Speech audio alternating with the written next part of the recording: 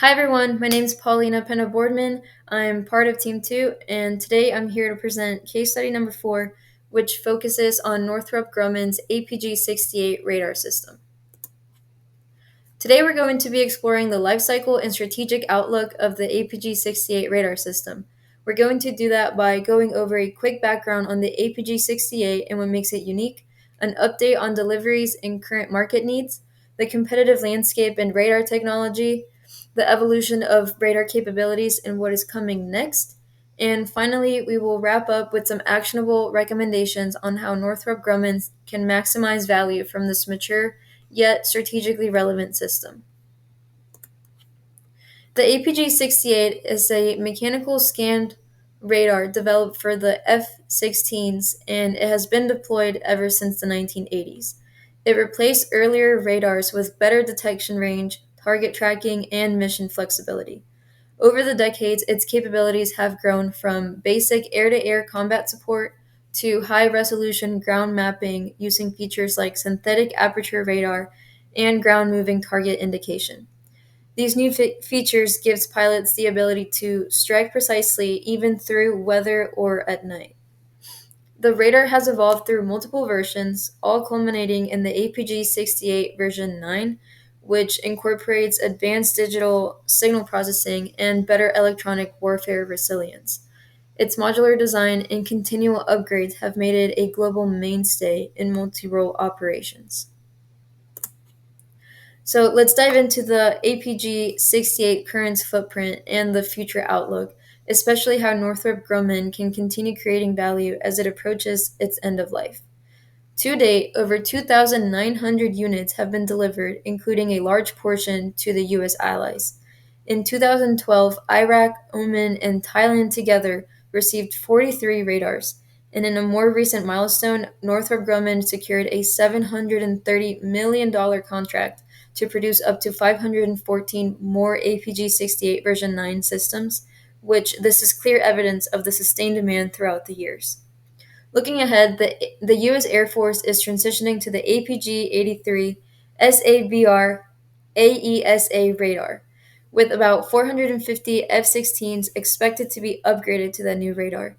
But many F-16s globally will still be relying on the APG-68, which the countries that are going to be relying on that will be those that are not ready yet or are not funded by the AESA. One of the radar's biggest value drivers is its aftermarket support. Thanks to its modular architecture, core components like transmitters, antennas, and signal processors can be replaced every 1 to 3 years, which generates recurring revenue. Northrop Grumman is already leveraging this through support contracts, predictive maintenance tools, and software upgrades. For context, the U.S. Air Force budgets nearly $1 billion annually for aircraft spares and upgrades, and the APG-68 radars account for a significant portion of that spend. Importantly, the DoD hasn't phased out support. Ongoing sustainment contracts are still active to keep legacy systems mission ready during the SABR transition. So, while this is a legacy product, its large installed base and steady parts demand make it strategically and financially relevant. So, now let's look at the competitive landscape.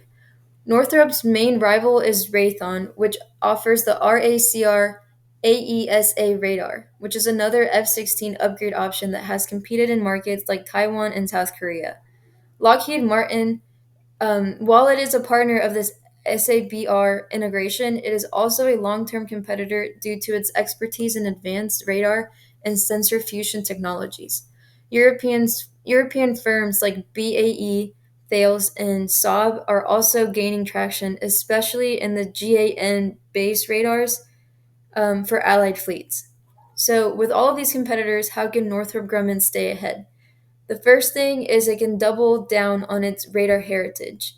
But what I mean by this is that the APG-83 SABR shares core technology with the APG-77, which is on the F-22, and the APG-81 on the F-35. This design lineage gives the SABR proven credibility performance, which is something that the RACR does not offer. which is a big differentiator between those two companies, Raytheon and Northrop Grumman. Second, Northrop offers more than a radar. It offers a complete package by bundling hardware with diagnostics, software support, and predictive maintenance. It raises the switching costs for customers. Once it's embedded, it's very hard to replace. Third, SABR requires no structural changes to the aircraft, and that ease of integration cuts time and cost, which makes it very attractive to procurement teams. Strategically, Northrop should lock in long term deals with the U.S. National Guard units and allied fleets that still operate F 16s.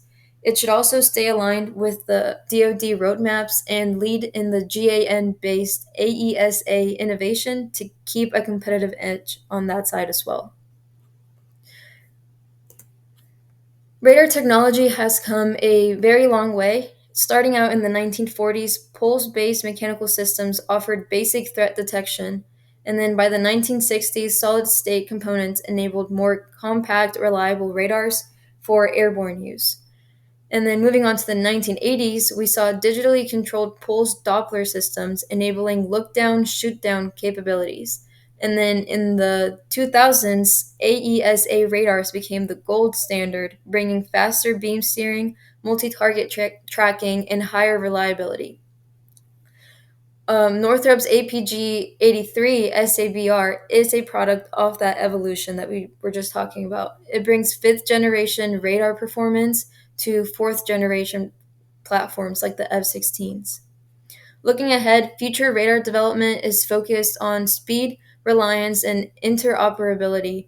Radars like the SABR support multi-domain operations by sharing data across air, land, sea, space, and cyber domains. That real-time fusion of information enhances coordination across joint forces.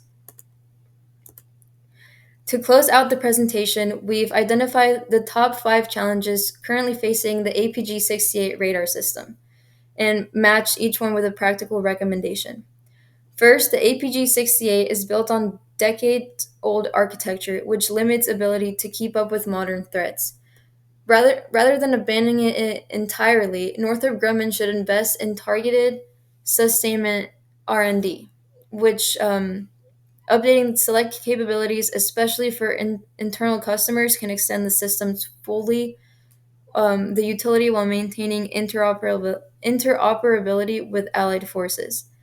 The second issue is component obsolescence, and it's becoming a major issue.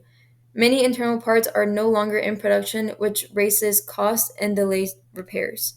The solution here is a collaboration with suppliers to redesign these outdated components using modern, readily available materials and manufacturing methods. This would reduce lead times and help control costs.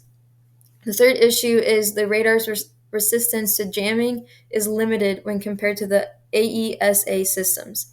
Instead of a full radar replacement, Northrop could develop and offer modular ECM add-ons that improves its survivability.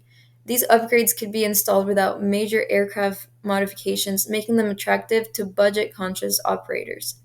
Fourth, as these radars age, downtime from wear and tear is increasing.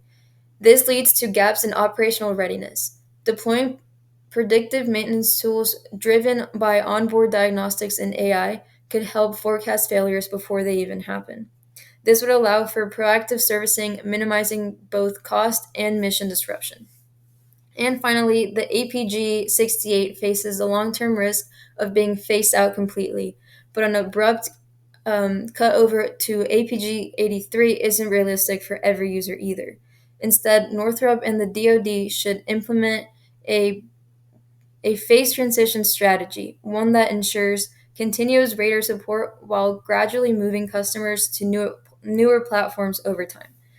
By tackling these 5 areas, modernization, component redesign, survivability, reliability, and strategic transition, Northrop Grumman can continue to extract value from the APG 68 while building a smoother path towards next generation radar adoption. Thanks so much for listening to this presentation. Hope you have a good day.